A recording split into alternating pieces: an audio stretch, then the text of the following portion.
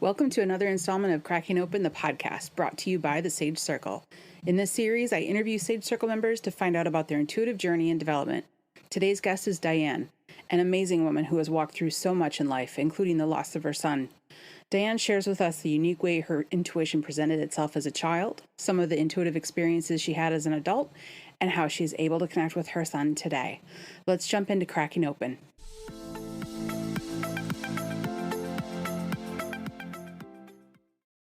This podcast is brought to you by the SAGE Method, the most comprehensive and down-to-earth intuitive development training available. Is this your year? Is it finally your time to increase your intuition, bring in more abundance, and experience the bliss you deserve? If yes, then join thousands of students across the world for a 7-week journey to uncover your natural, beautiful, and strong intuition. Visit us at thesagemethod.com for more information. Welcome to another episode of Cracking Open the podcast. I am here with Diann, one of our circle members. Diann, I am so glad you're here with me today. Thank you, Bo. I'm glad to be here. Thank you for having me. I'm excited. I am too. I love these meetings. I love getting to know the members better and finding out about their journey because everyone's journey is so different. So let's jump in with you. Tell me a little bit about your intuition. When did it start? How did that develop for you? Oh my. When I was a kid, I first learned that I had something. I didn't know what it was. And I was talking to other people.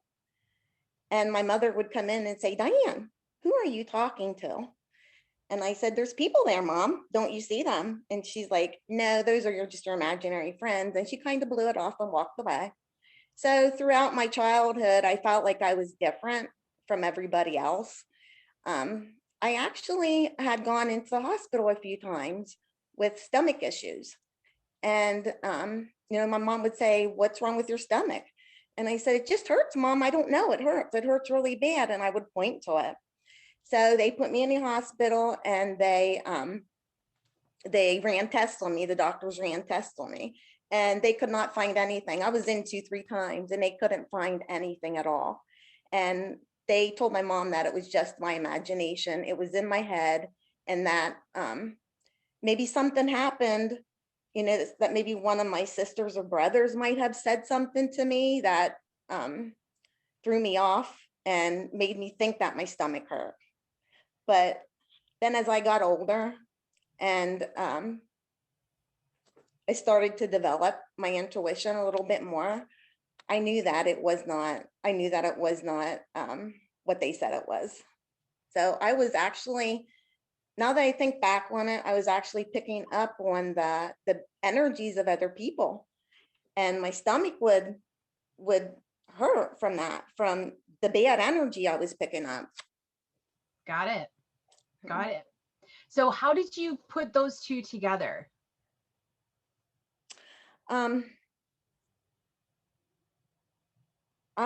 When I got older, I actually had some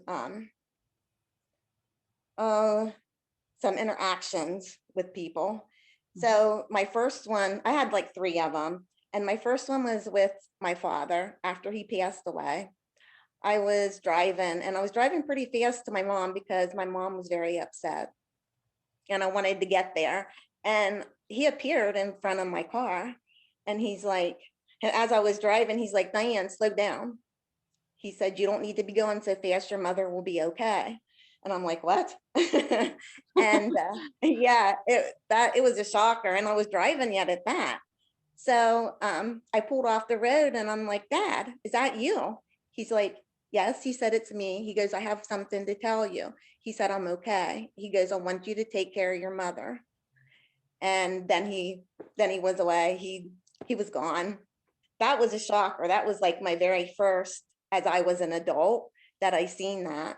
And then the second time I actually didn't see this person, but she came to me. I was at a boyfriend's house and he had lost his wife and I was staying overnight that night with him. He had gone to work. He had got called into work and gone to work. So I was there by myself and I kept seeing the lights flicker and I'm like, what's going on? So I went upstairs and I checked the lights and I'm like, well, they seem to be okay. I checked the bulb and everything. They seem to be okay. And I came downstairs. I couldn't find my car keys. I'm like, okay, where on earth did I put my car keys? I know I sat them there.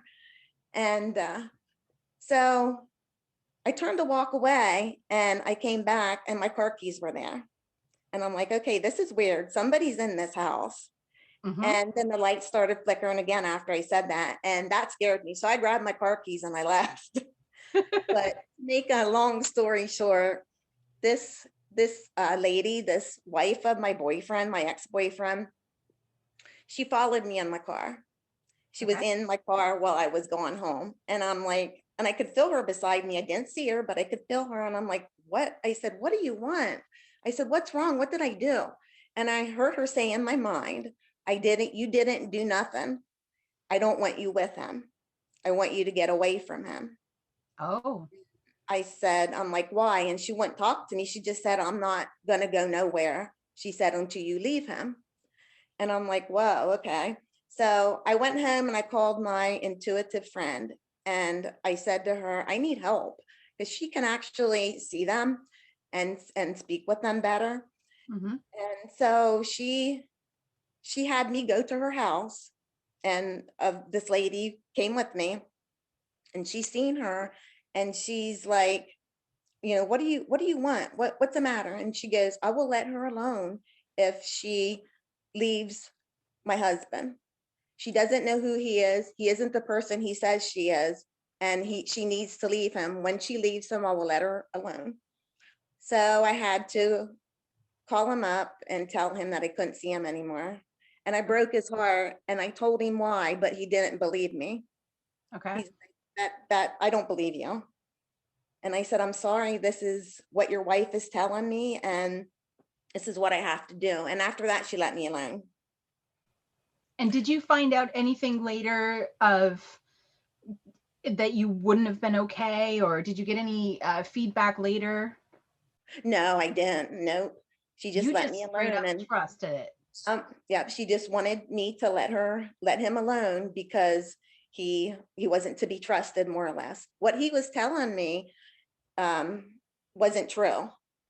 So, and what he was telling me was that he had all this money and all this like boats and all kinds of cars and stuff like that. And I don't know why he told me that because I would have never been after money. Right. And just said what he's telling me is not true. And you trusted it. And so you, at that point in your life, so as a small child, uh, you knew people were in the room and you would have a physical reaction to it. And then as you got older, then your next interaction was with your dad and this woman as well. And so, and both of those, what I'm hearing is that you felt them and you could hear them in your mind, but you Mhm. couldn't see them at this point. Right, right. Okay. And And did you then say there was a third? Yes, there's a third. there is. Okay. So, and this is kind of touchy for me, Bo. It's a little bit touchy. So, for me to say it, for me to put it out there is a big thing. And this has to do with my son who passed away. So 3 days after he passed, I seen him sitting at my kitchen table and he was in the chair that I called mine because I was the captain of the table. We always joked around that way. Nobody's Yes. allowed to sit in that chair, only me because I'm the captain. Well, needless to say, I saw my son sitting in that chair 3 days after he passed away. And I wiped my eyes and I'm like, no, that's not him. I just want to see him. I just want to believe that he's still with me. Mm-hmm. And so I dismissed it. And he was doing all kinds of things. Like he was playing with my cat. And then he went to my daughter's house and he was knocking shelves off of the walls. And then he was playing with my grandson. And finally, I called my daughter and I was really upset. And I said, look, I think I seen Tyler, but I'm not sure that was him. I mean, I was really, really in distress, really grieving, and it was bad. And she's like, okay, Mom. She said, I think he was here too. And then she told me what he did. And I said, okay, I said, we're going to have to get in touch with somebody. I feel like he needs to talk to us. And she goes, okay. She said, I'm going to call. She called my friend that was intuitive again. And she had us go there, and we went there. And to make a long story short, he wanted to tell us that he could not cross over until he spoke with my daughter and I. He needed to talk to us first, and then he could cross over. So he talked to us and told us what he needed to say. And I could feel him give me a hug, and he said he was going to be okay. He was going to be happy. And I had to let him go. So I told him, I said, it's okay. I said, I'm going to let you go. I want you to be happy. I seen him in full form. He always wore a hat because he was a farmer. So I seen him in his ball cap. I seen his white t-shirt he always wore. And like I could see through him, but I seen him playing his day, and I just couldn't believe it. It was hard for me to believe. And you struggled in that moment, it sounds like, wondering, is this really him or is this grief? Yeah, that's what I did. I thought it was grief because I wanted him to be there. Did not believe in my heart that he was gone. I kept his boots where where they always were in front of the door, his coat hung up where I could see it. And I'm like, he's going to come. He's going to come home. And that's what I wanted to believe. So seeing him like that, it really threw me off. I completely respect that. It's such a difficult thing to walk through, and only someone that has been through what you've been through can truly understand it. Yeah, And exactly. grief is so overwhelming, especially going through a grief that deep. Yeah, it is. It truly is. It's just, your own child is one of the hardest things. And would not ever, wish it on anybody. Absolutely. Did you continue to communicate with him after he crossed? I did not, because I didn't know how. I didn't know how. So I didn't. But I know I kept having psychics, going to psychics, and they kept communicating, for me. And he would tell me all this stuff, about how I was a light worker. And my grandmother came to me and she's like, you're a light worker. And I got upset because at that point I had no clue what was a light worker, And I said to this psychic, why would my grandmother say I'm a light worker when I'm a hard worker? And That's fantastic. started, she giggled and she goes, no, wait a minute. She goes, that's not what she means. So she explained to me what a light worker was. So from that point on, I started looking into things and I started developing. And a few years later, then I found you. I don't know how, I honestly don't know how, but I found you. And then I did the SAGE method. And that's what really, really helped me. Wonderful. So you started to open your intuition up more, Mhm. probably Googled light worker. Yeah, I did. I Googled. I Googled a lot though. Yeah, Google's our friend in the beginning. It absolutely is. And you walk through the Sage Method course Mhm. and continued to practice. Yeah, I did. Those practices that you had in there were amazing and really helped me open up. And in the meantime, I was meditating, and I was talking to my son, like he would come to me, and while I was meditating, he would talk to me. And I kept asking if it was him, and he would be like, yes, it's me. Yes, mom. Yes. Yeah. So That is that's how we, communicate through meditation. perfect. It's That is, awesome. and it's so touching.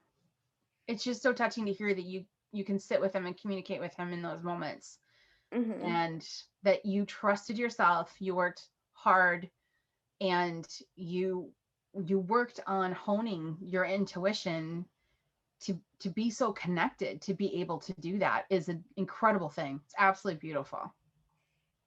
Yeah, it is. I'm so happy that I found your course, and so happy that, I took it because I was skeptical. I had other run-ins with other psychics that wasn't very good. And I'm like, I don't know. And something kept telling me in my head to do it. And I'm like, okay, I'm gonna do it. And it turned out wonderful. I'm glad I listened to my intuition again. I'm glad you did too. So moving forward now, living day to day, I understand that you're kind of stepping into doing readings. Can you tell me a little bit about that? Yeah, sure.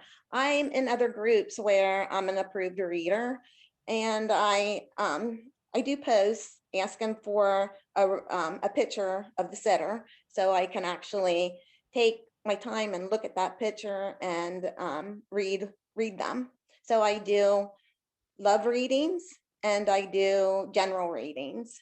And I sit with their picture for about maybe 20 minutes to a half hour and just look at it. Just look at their picture things just start coming to me in my head. And while they're coming to me, I'm typing in everything. And it's amazing. I absolutely love it. Do you find that each one gets a little bit easier? I mean, every now and then, the third, the fourth one, the 17th one might be kind of tough, but do you find overall, as you continue to do these reading sessions, that they're getting easier for you? Yeah, they do get a lot easier. Absolutely. Yeah, it seems like my intuition is flowing more and better. It's easier for me to get the information. Nice. And do you use your intuition for yourself in your day-to-day life as well?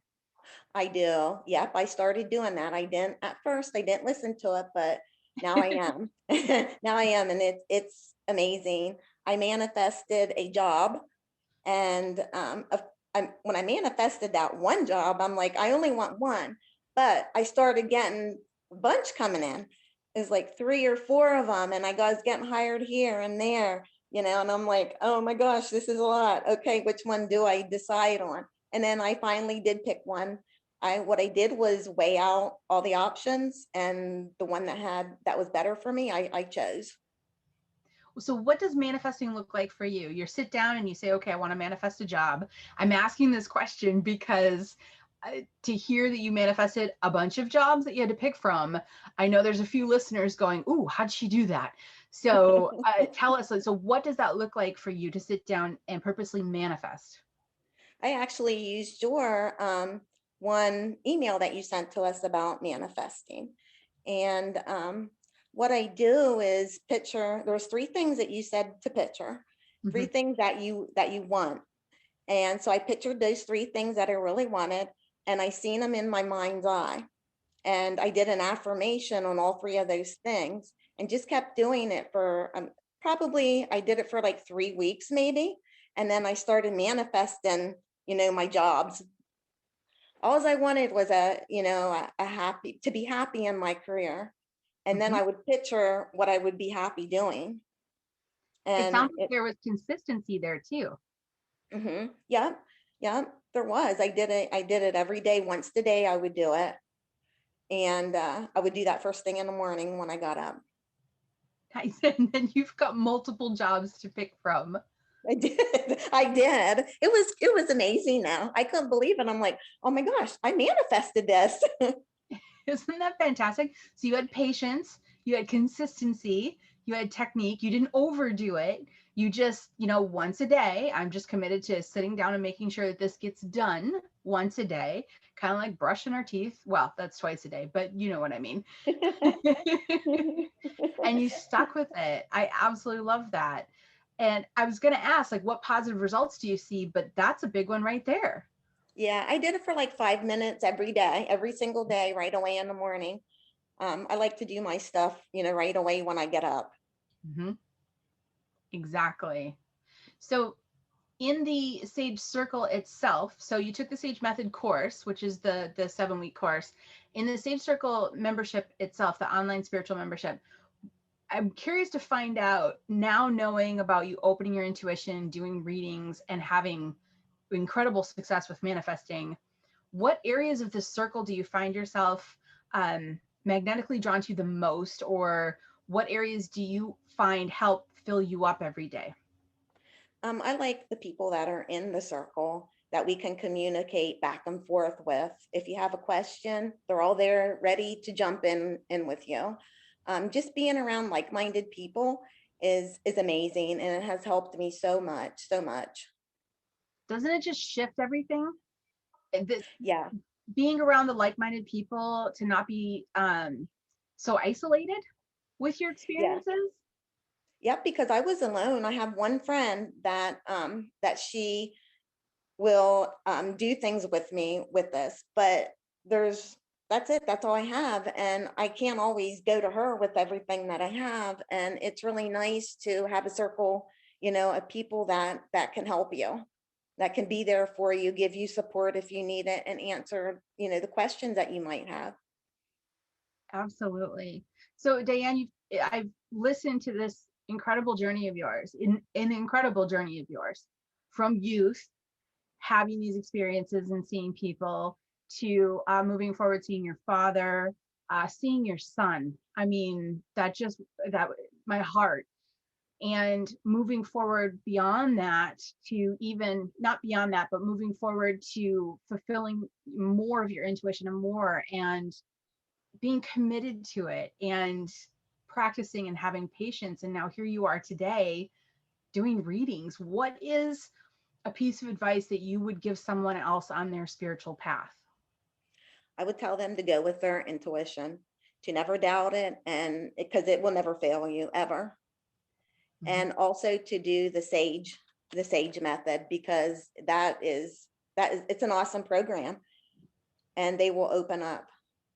Yeah, always trust. It's the trust piece is hard, isn't it? Yeah, it is. Yeah, it is. It really is. Always trust your intuition. I felt really empowered listening to your story about the boyfriend, because that's a big step, to step out of a relationship, to trust your intuition that much. Do you look back and are you glad you trusted it? I am glad. Yeah. Yeah, Yeah, because where I am right now, I'd never change it for the world.